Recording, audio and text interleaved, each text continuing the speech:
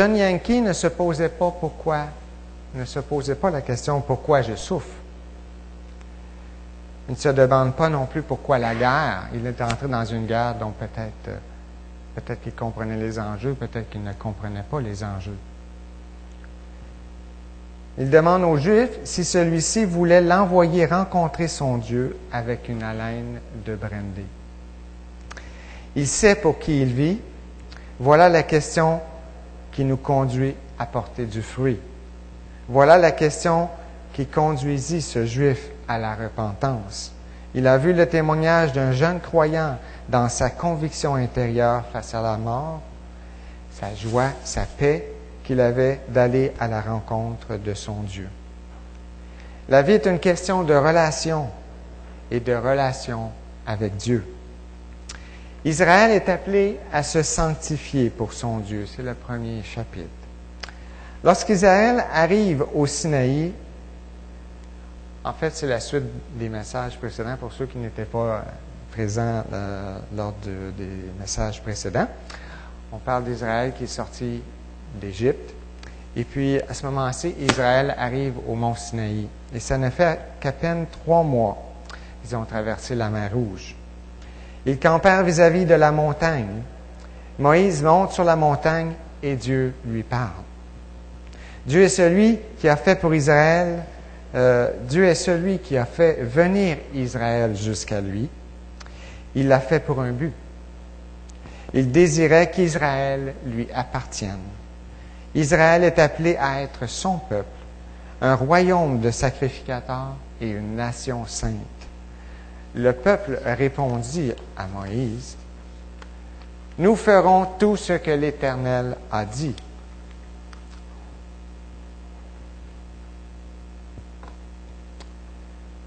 Toute la terre appartient à Dieu. Et en fait, toutes les nations lui appartiennent aussi. Elles sont sa création. Qu'est-ce qui ne pourrait pas appartenir à Dieu dans toute la création? Il n'y a rien.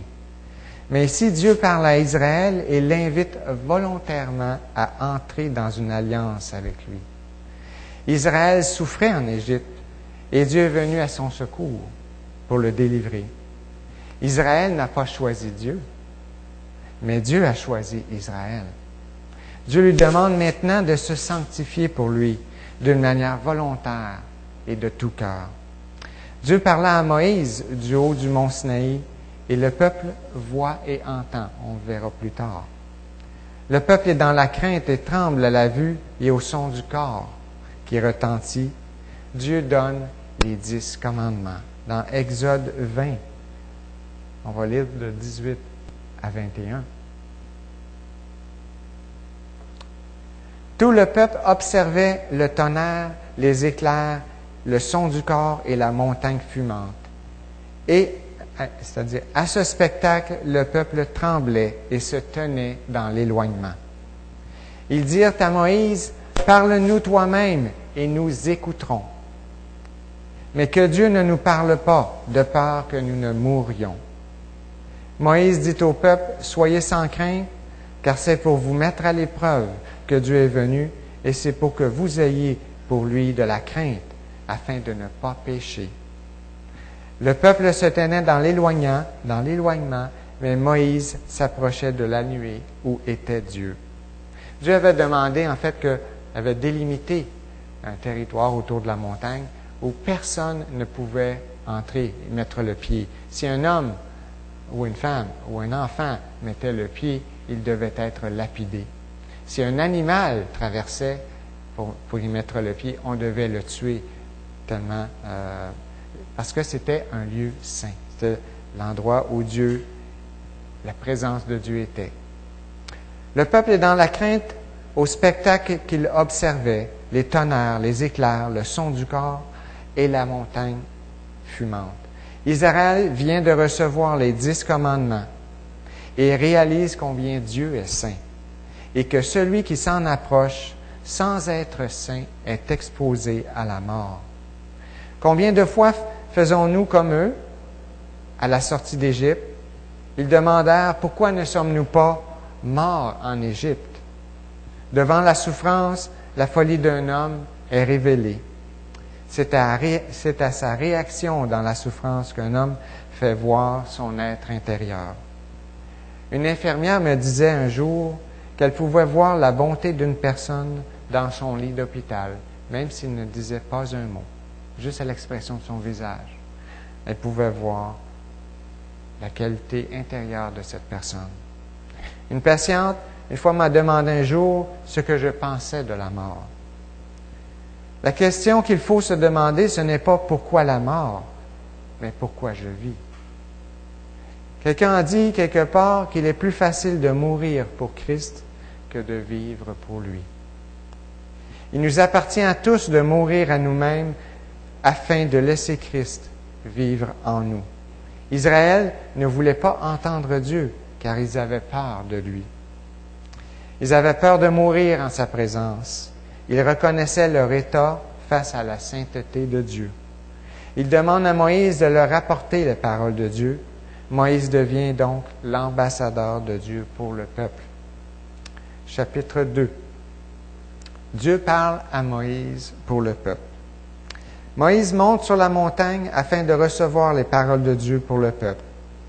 Dieu a parlé du haut du ciel à son peuple afin, je crois, qu'Israël reconnaisse qu'il est le seul Dieu, qu'il est saint et que personne ne peut voir sa face et vivre, que Moïse a obtenu sa faveur, qu'il est Dieu et qu'il ne veut pas partager sa gloire avec un autre Dieu.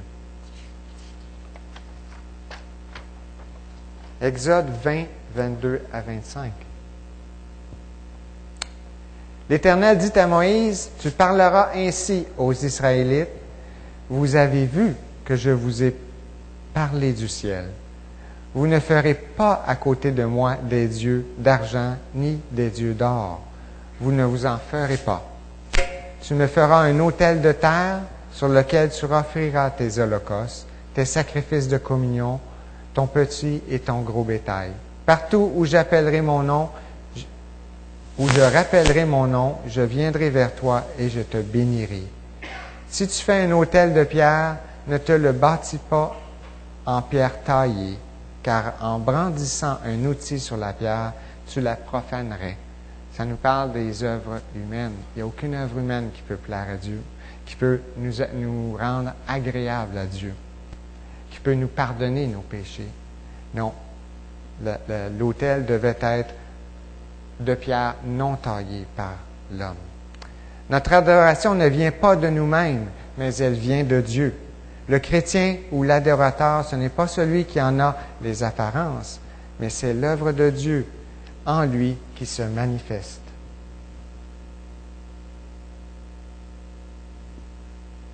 Romains 2, 28 à 29. Le juif, ce n'est pas celui qui en a les apparences, et la circoncision, ce n'est pas celle qui est apparente dans la chair. Mais le juif, c'est celui qui l'est intérieurement, et la circoncision, c'est celle du cœur, selon l'esprit et non selon la lettre. La louange de ce juif ne vient pas des hommes, mais de Dieu. La louange de ce juif ne vient pas des hommes, mais de Dieu. Moïse est seul avec Dieu sur la montagne et Dieu lui parle.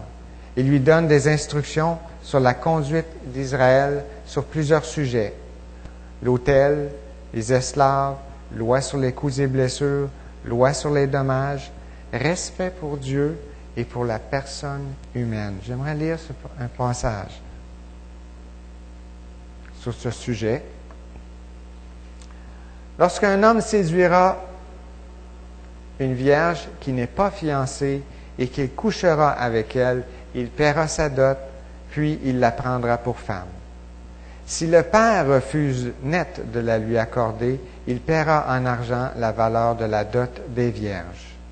Tu ne laisseras pas vivre une sorcière. Quiconque couche avec une bête sera puni de mort. Celui qui offre des sacrifices à d'autres dieux qu'à l'Éternel seul sera voué à l'interdit. Tu n'exploiteras pas l'immigrant et tu ne l'opprimeras pas, car vous avez été des immigrants dans le pays d'Égypte. Vous n'accablerez pas la veuve ni l'orphelin. Si tu les accables et qu'ils crient à moi, je saurai entendre leurs cris. Ma colère s'enflammera et je vous tuerai par l'épée. Vos femmes deviendront veuves et vos enfants orphelins. Si tu prêtes de l'argent à quelqu'un de mon peuple, au malheureux qui est avec toi, tu ne seras pas à son égard comme un créancier. Tu n'exigeras pas de lui un intérêt. Si tu prends en gage le vêtement de ton prochain, tu le lui rendras avant le coucher du soleil.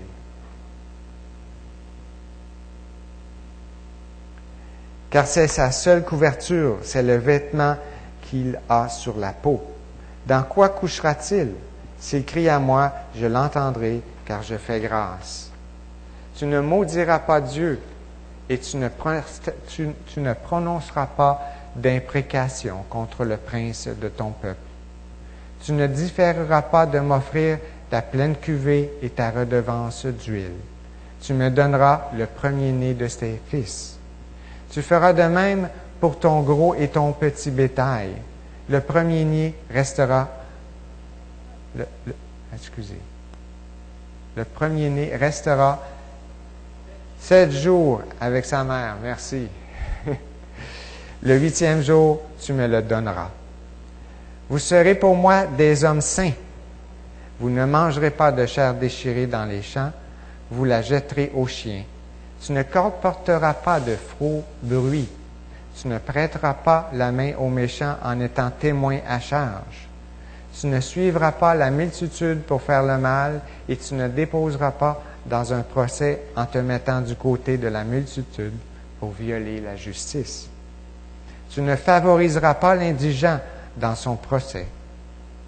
Lorsque tu rencontreras le bœuf de ton ennemi ou son âne qui s'est égaré, tu le lui ramèneras. Lorsque tu verras l'âne de celui qui a de la haine pour toi succomber sous sa charge et que tu hésiteras à le décharger, tu le déchargeras avec lui. Tu ne porteras pas atteinte aux droits du pauvre dans son procès. Tu t'abstiendras de toute parole fausse. Tu ne feras pas mourir l'innocent et le juste, car je ne considérerai pas le méchant comme juste. Tu ne recevras pas de présents, car les présents aveuglent les clairvoyants et pervertissent les paroles des justes. Tu n'opprimeras pas l'immigrant. Vous savez ce qu'éprouve l'immigrant, car vous avez été des immigrants dans le pays d'Égypte.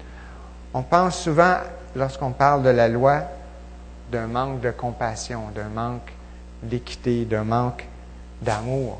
Mais c'est tout à fait faux, parce que Dieu demande que nous ayons de l'amour, même pour nos ennemis, de leur faire du bien.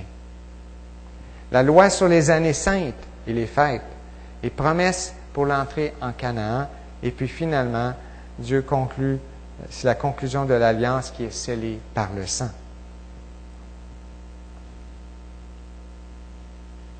Exode 24:8. Moïse prit le sang et le répandit sur le peuple en disant, « Voici le sang de l'alliance que l'Éternel a conclu avec vous sur la base de toutes ces paroles. » Moïse monte à nouveau sur la montagne et y reste 40 jours et 40 nuits sans manger ni boire. Dieu lui montre le tabernacle céleste. Exode 25:40. Excusez, c'était l'autre. Il reçoit l'ordre de construire un tabernacle selon le modèle qu'il a vu. Regarde, puis exécute d'après le modèle qui t'est montré sur la montagne. Il reçoit les instructions concernant tous les accessoires nécessaires au service du culte. L'arche de l'Alliance, la table des pains, le chandelier, la tente, l'autel des holocaustes, le parvis, l'huile, les vêtements sacerdotaux, la consécration des sacrificateurs, le sacrifice perpétuel, l'autel des parfums, le dénombrement, la cuve de bronze, la composition de l'huile sainte et du parfum, la désignation des ouvriers, le sabbat et les tables de la loi inscrites du doigt même de Dieu. Dieu avait parlé du haut du mont Sinaï et Israël eut peur en présence de Dieu. Il parlera maintenant de l'intérieur de la tente d'assignation, qui était une tente temporaire que Moïse avait érigée et dans laquelle Dieu parlait à Moïse. Moïse se retirait dans la tente, il y avait une nuée qui venait au-dessus de la tente. Dieu parlait à Moïse. Moïse sortait de la tente et parlait au peuple. Qui annonce aussi, selon, à mon avis, l'érection du tabernacle un peu plus tard. Moïse sera l'ambassadeur de Dieu auprès d'Israël. Le peuple fit serment d'écouter Moïse dans tout ce qu'il leur dira, car Dieu parle par Moïse. Israël oublie son Dieu pour se divertir. On fait un aller-retour dans les passages. Exode 32, 9 à 10. L'Éternel dit à Moïse, « Je vois que ce peuple est un peuple à la nuque raide. Maintenant, laisse-moi, ma colère va s'enflammer contre eux, et je les exterminerai. Mais je ferai de toi une grande nation. » Dieu est en colère. Ce n'est pas la première fois que Moïse expérimente la colère de Dieu. Il y a une fois où Dieu désirait le tuer par le passé. Dieu était en colère contre Moïse. En Exode 4, 21 à 26, je vous lis. Alors c'est Moïse qui revient, que Dieu lui demande de revenir en Égypte pour délivrer son peuple. Et Moïse, lorsqu'il a fui l'Égypte pour aller au désert, et s'est trouvé dans le pays de Madian, il a marié une Madianite, qui n'était pas une Juive, qui ne croyait pas à la circoncision, puis ne voulait absolument pas, non plus, circoncire ses enfants. Ce qui devait être pour elle peut-être une aberration. Vous allez voir sa réaction. C'était quelque chose qui était possiblement horrible pour elle. L'Éternel dit à Moïse, en partant pour retourner en Égypte, « Regarde tous les prodiges que j'ai mis à ta disposition. Tu les feras devant le Pharaon. Et moi, j'endurcirai son cœur, et il ne laissera point partir le peuple. Tu diras au Pharaon, « Ainsi parle l'Éternel, Israël est mon fils, mon premier-né. Je te dis, laisse partir mon fils pour qu'il me serve. Si tu refuses de le laisser partir, alors moi, je ferai périr ton fils, ton premier-né. » Ça, c'est ce que Dieu donne comme message à Moïse. Dieu a un plan. Dieu a déjà une vision. Dieu sait déjà ce qu'il va faire avec Moïse. Pendant le voyage du retour, dans un lieu où Moïse passait la nuit, l'Éternel vint à sa rencontre et voulait le faire mourir. Pourquoi Dieu envoie Moïse pour délivrer le peuple? Alors que Moïse est dans le chemin du retour, durant une nuit, Dieu veut le faire mourir. Dieu est en colère contre Moïse. Et pourquoi? Lisons les 2 prochains versets. Séphora prit un silex, coupa le prépuce de son fils et en toucha les pieds de Moïse, en disant, « Tu es pour moi un époux de sang. » Tu sais, en français, ça semble doux comme parole. Tu sais, « Tu es pour moi un époux de sang. » Mais si vous le traduisez en anglais, c'est ce que parce que je parlais de ce passage, puis j'étais à Toronto. Puis moi, je lis dans ma Bible en français, fait que je devais le traduire en anglais.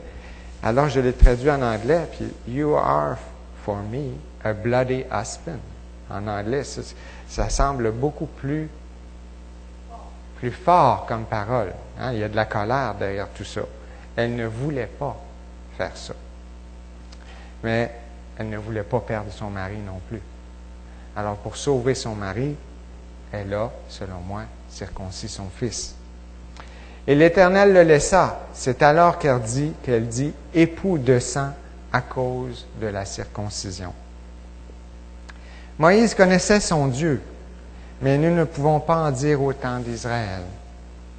Après avoir tout reçu de Dieu, après avoir vu tous ces miracles que Dieu opéra pour son peuple, il n'a pas su s'humilier et reconnaître la miséricorde de son Dieu. Israël est demeuré dans sa folie au lieu de se soumettre à Dieu. Voilà que Moïse tarde, ça fait maintenant un bon moment, qu'il est parti et qu'il ne revient pas. C'est la première fois. On revient à la première fois qu'il est monté sur le mont Sinaï. Alors le peuple demande à Aaron de leur faire des dieux qui marchent devant eux. Aaron ne résiste pas au peuple et il leur donne ce qu'ils demandent. Peut-être craignait-il pour sa vie, peut-être craignait-il pour sa carrière. Nous ne le savons pas. Mais je ne crois pas qu'Aaron croyait que son veau était ce qui avait fendu la mer Rouge et qui avait délivré Israël de l'esclavage. Dans le fond de lui-même, je ne crois pas qu'il croyait ça. Mais il a donné ce que le peuple voulait avoir. Il voulait répondre favorablement au peuple selon ses désirs. Lisons Exode 32, 21 à 25. Moïse dit à Aaron, alors que Moïse est revenu de la montagne et voit le peuple en désordre et exposé, Moïse dit à Aaron, que t'a fait ce peuple pour que tu l'aies chargé d'un si grand péché? Et Aaron répondit, que la colère de mon Seigneur ne s'enflamme pas, tu connais toi-même ce peuple, il est porté au mal. Ils m'ont dit, fais-nous des dieux qui marchent devant nous, car ce Moïse, cet homme qui nous a fait monter du pays d'Égypte, nous ne savons pas ce qui lui est arrivé. Je leur ai dit que ceux qui ont de l'or s'en défassent, ils me l'ont donné, je l'ai jeté au feu, il en est sorti ce veau. Moïse vit que le peuple était dans le désordre et qu'Aaron l'avait abandonné au désordre, en sorte qu'il était presque réduit à rien devant ses adversaires. Aaron ne reconnaît pas sa lâcheté, tout en reconnaissant que ce qui a été fait est mal. Moïse sait combien grande est la colère de Dieu envers Israël. Il l'a déjà expérimenté. Aaron a abandonné le peuple de Dieu au lieu d'en être le berger. Exode 32, 9 à 10. L'Éternel dit à Moïse, « Je vois que ce peuple est un peuple à la nuque raide. Maintenant, laisse-moi, ma colère va s'enflammer contre eux et je les exterminerai. Mais je ferai de toi une grande nation. » Dieu ne l'appelle pas son peuple dans le passage. Comme vous pouvez voir, il l'appelle le peuple de Moïse. C'est ton peuple. Exode 32, 7. L'Éternel dit à Moïse, « Va, descends, car ton peuple que tu as fait monter du pays d'Égypte s'est corrompu. » Mais Moïse rappelle à Dieu qu'Israël n'est pas son peuple. Il est le peuple de Dieu. 32, 11 à 14. Moïse implora l'Éternel son Dieu et dit, « Pourquoi, Éternel, ta colère s'enflammera-t-elle contre ton peuple, que tu as fait sortir du pays d'Égypte par une grande puissance et par une main forte? Pourquoi les Égyptiens diraient-ils, » là, Moïse fait appel à la réputation de Dieu. C'est pour leur malheur qu'il les a fait sortir, c'est pour les tuer dans les montagnes et pour les exterminer de la surface du sol. Reviens de l'ardeur de ta colère, aie du regret au sujet du malheur de ton peuple. Souviens-toi d'Abraham, d'Isaac et d'Israël, tes serviteurs, auxquels tu as dit en faisant un serment par toi-même. Nous l'avons vu, Dieu a fait le serment par lui-même, par un sacrifice qu'Abraham avait fait. Et Dieu a passé par le feu, Dieu a passé entre les morceaux et il a scellé son serment. Je multiplierai votre descendance comme les étoiles du ciel. Je donnerai à votre descendance tout ce pays dont j'ai parlé, et ils en hériteront pour toujours. Et l'Éternel regretta le malheur dont il avait déclaré qu'il frapperait son peuple. Tout comme Israël oublia son Dieu, Dieu aurait pu oublier son peuple. Mais Moïse se tint sur la brèche pour intercéder auprès de Dieu pour Israël, son peuple. Il intercéda pour lui rappeler sa promesse et pour la gloire de son nom auprès des Égyptiens. En ce sens, Moïse est ici un type de Jésus-Christ qui parle en notre faveur auprès du Père. Il est notre avocat. Mais Dieu adressa cette parole à Israël. 33, 3 à 5. Monte vers un pays découlant de lait et de miel, mais je ne monterai pas au milieu de toi, de peur de t'exterminer en chemin, car tu es un peuple à la nuque raide. Lorsque le peuple eut entendu cette funeste parole, il prit le deuil, et personne ne mit ses ornements. L'Éternel dit à Moïse, « Dis aux Israélites, vous êtes un peuple à la nuque raide. Si je montais un seul instant au milieu de toi, je t'exterminerais. Débarrasse-toi maintenant de tes ornements et je verrai ce que je vais te faire. » Vous savez, il n'y a pas de pardon possible si l'offenseur ne reconnaît pas sa faute. On ne peut pas pardonner par défaut. Israël devait reconnaître sa faute. Il devait reconnaître que les conséquences de sa faute, c'était la mort, c'était la séparation, c'était vous étiez sans Dieu, vous allez être sans Dieu. Je ne serai pas au milieu de vous. Ça, c'était la conséquence de leur péché. Dieu et son peuple ne sont pas réconciliés. Il y a une séparation entre Dieu et son peuple. Dieu n'est pas obligé non plus de pardonner. Ça, c'est un thème qu'une fois j'avais abordé à Toronto. Il y a des gens pour qui le pardon de Dieu, c'est de l'acquis.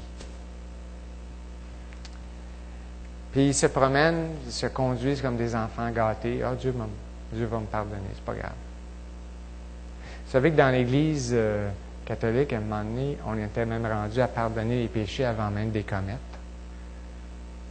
Ça, on était rendu là. Ils agissent comme des enfants gâtés qui se croient tout permis et que toutes les conséquences de leur péché seront évitées. Nous devons nous conduire avec crainte et tremblement en prenant garde à notre conduite. Israël a compris qu'il ne survivrait pas en présence de Dieu. Il cherche à garder une distance et demande à Moïse d'être celui qui lui parle. Israël ne pouvait plus rien faire qui puisse lui accorder accès à son Dieu. Le peuple est en deuil car il y a mort d'une relation possible et rien ne peut y être changé désormais. Ils attendent, car c'est Dieu qui dit « Je verrai ce que je vais te faire ». Ils sont dans l'attente. Moïse est un type de Jésus-Christ. Notre prochain chapitre. La relation ne fut pas possible entre Dieu et son peuple qu'à travers Moïse. Celui-ci ayant intercédé pour son peuple. Il avait déjà intercédé. Dans un premier temps, Dieu voulait foudroyer son peuple. Moïse a prié et Dieu n'a pas foudroyé son peuple. Mais il dit, je ne serai pas au milieu de vous. Ça, c'est comme une deuxième. Et encore là, Moïse revient, intercède auprès de Dieu. Il détournant la colère de Dieu pour le salut d'Israël. Moïse entrait sous la tente d'assignation et Dieu parlait à celui-ci. Moïse sortait et parlait au peuple. Alors que Dieu désire abandonner son peuple, Moïse intercéda en sa faveur. Il demande à Dieu de marcher lui-même avec son peuple. Il n'entrevoit pas qu'Israël marche sans la présence de son Dieu au milieu de lui. Pour Moïse, c'est un non-sens. Non, ça ne peut pas être. Dieu entend la prière de Moïse encore une fois et répond favorablement à sa prière. Moïse demande même que son nom soit retiré du livre de vie si Dieu ne marche pas au milieu de son peuple. Il offre son éternité en échange. que Dieu marche avec son peuple. Combien il aimait son peuple, Moïse. Il a obtenu la faveur de son Dieu qui écouta sa prière. Car Dieu connaît Moïse par son nom. Ce qui est important dans la vie, ce n'est pas de connaître Dieu. Il y a beaucoup de gens qui connaissent Dieu. Beaucoup de gens peuvent parler de Dieu. Ce qui est important, c'est que Dieu nous connaisse par notre nom. Moïse est à bien des écarts un type de Jésus-Christ. Matthieu 3, 17. Et voici qu'une voix fit entendre des cieux ces paroles. Celui-ci est mon Fils bien-aimé, en qui j'ai mis toute mon affection.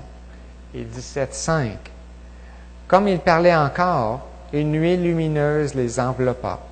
C'est sur le mont de Transfiguration. Moïse et Élie s'entretiennent avec Jésus. Et puis, Pierre, Jean et Jacques sont là. Et Pierre, il trouve que c'est une bonne idée. Il veut construire 3 tentes. Il veut camper. Mais Dieu s'adresse à eux du haut des cieux. Et il leur dit, « Et voici qu'une voix sortit de la nuée qui disait, « Celui-ci est mon Fils bien-aimé, en qui j'ai mis toute mon affection. Écoutez-le. » Un peu comme Israël a dit à Moïse, « On va écouter ce que tu vas nous dire. » Dieu dit-le maintenant. Il nous adresse maintenant cette parole. Écoutez Jésus. Tout comme Moïse obtint la faveur de Dieu, Jésus était l'objet de toute l'affection du Père de lumière. Tout comme Dieu s'adressait à Moïse pour parler au peuple, Dieu nous parle aujourd'hui par le Fils de Dieu, Jésus-Christ, venu de Dieu. Jean 1, 1 à 18. Au commencement était la parole, et la parole était avec Dieu, et la parole était Dieu. Elle était au commencement avec Dieu. Tout a été fait par elle, et rien de ce qui a été fait n'a été fait sans elle. En elle était la vie, et la vie était la lumière des hommes. La lumière brille dans les ténèbres, et les ténèbres ne l'ont pas accueillie. Il y eut un homme envoyé par Dieu du nom de Jean. Il vint comme témoin pour rendre témoignage à la lumière, afin que tous croient par lui. Il n'était pas la lumière, mais il vint pour rendre témoignage à la lumière. C'était la véritable lumière qui, en venant dans le monde, éclaire tout homme. Elle était dans le monde, et le monde a été fait par elle, et le monde ne l'a pas connue. Elle est venue chez les siens, et les siens ne l'ont pas reçue. Mais à tous ceux qui l'ont reçue, elle a donné le pouvoir de devenir enfants de Dieu, à ceux qui croient en son nom, et qui sont nés non du sang, ni de la volonté de la chair, ni de la volonté de l'homme, mais de Dieu. La parole a été faite chair et elle a habité parmi nous, pleine de grâce et de vérité. Et nous avons contemplé sa gloire, une gloire comme celle du Fils unique venu du Père. Jean lui a rendu témoignage et s'est écrié, « C'est celui dont j'ai dit, celui qui vient après moi m'a précédé, car il était avant moi. » Et nous avons tous reçu de sa plénitude et grâce pour grâce, car la loi a été donnée par Moïse, la grâce et la vérité sont venues par Jésus-Christ. Personne n'a jamais vu Dieu.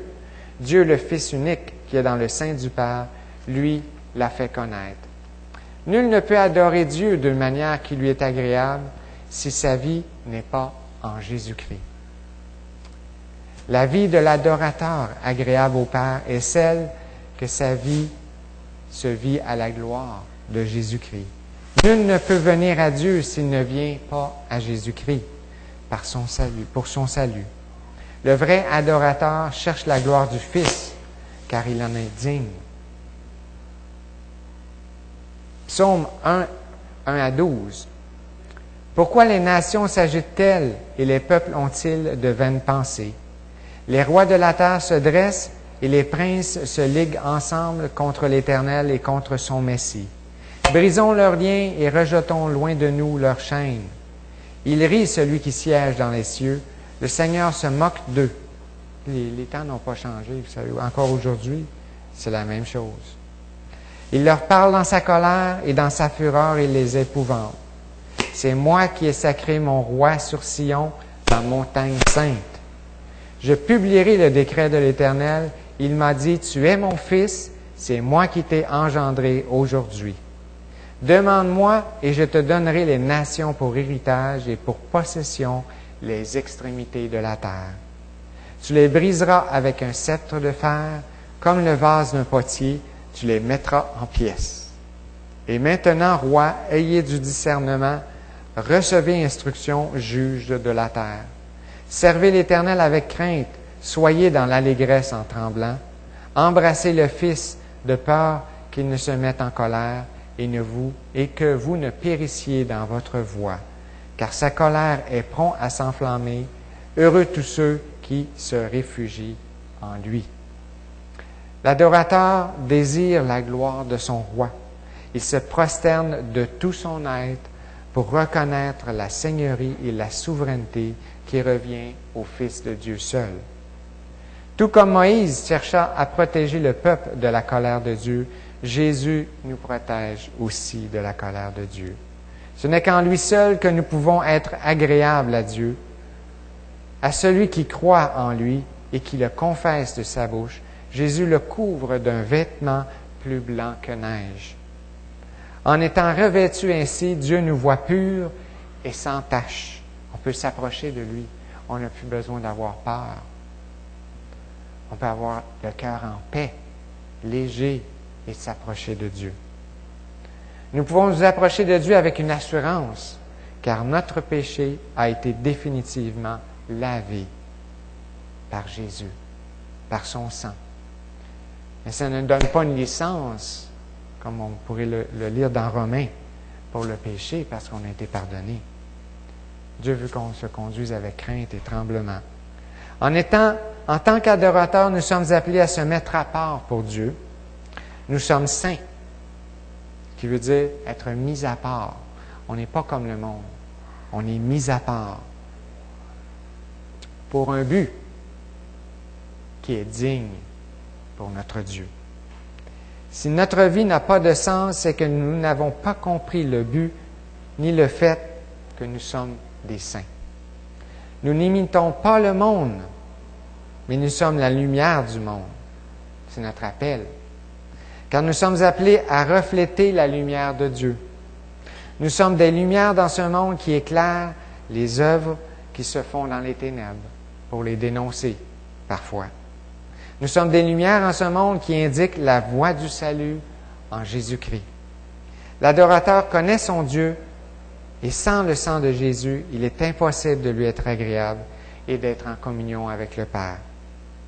Le sang de Jésus nous parle de réconciliation. Il n'y a aucun autre nom par lequel nous pouvons être réconciliés. L'adorateur n'oubliera jamais. Il se rappelle toujours que c'est Jésus qui nous parle de la part du Père. Il est celui qui nous conduit. Soyons humbles et soumis à sa parole pour le plus grand bien de nos âmes. Merci. Donc, on pourrait se pencher pour un court moment de prière.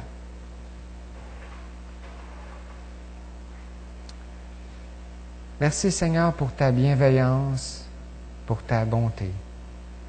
Merci Seigneur de nous révéler la vraie nature du péché, les vraies conséquences du péché. Merci Seigneur parce que tu nous instruis, tu nous inspires la crainte de ton nom. Tu nous inspires à marcher d'une manière révérentielle en ta présence, à prendre garde à nos voies, à chercher à te plaire. Tu as donné ta vie, tu as donné ton propre Fils. Et nous voulons en retour, Seigneur, marcher d'une manière qui te glorifie. Nous voulons en retour, Seigneur, réaliser le plan que tu as pour nos vies. Réaliser, Seigneur, la vocation que tu as pour chacun de nous, qui est de pointer notre doigt à ton Fils, d'indiquer à ceux qui ne te connaissent pas ce que tu as fait pour nous, et ce que tu veux faire pour eux. Puis Seigneur, à ceux qui maintenant éprouvent le besoin de te demander pardon, Seigneur, nous te prions, Seigneur, de les rejoindre, de les toucher. Et puis, Seigneur, que tous ensemble, nous puissions nous lever et d'un commun accord, Seigneur, te glorifier, d'un commun accord, élever ton nom afin qu'il soit connu par toute la terre. Tout comme, Seigneur, tu as fait connaître ton nom auprès des Égyptiens par Israël, de même tu veux te servir de nous pour faire connaître ton nom par toute la terre. C'est dans le nom de ton Fils que je te prie. Amen.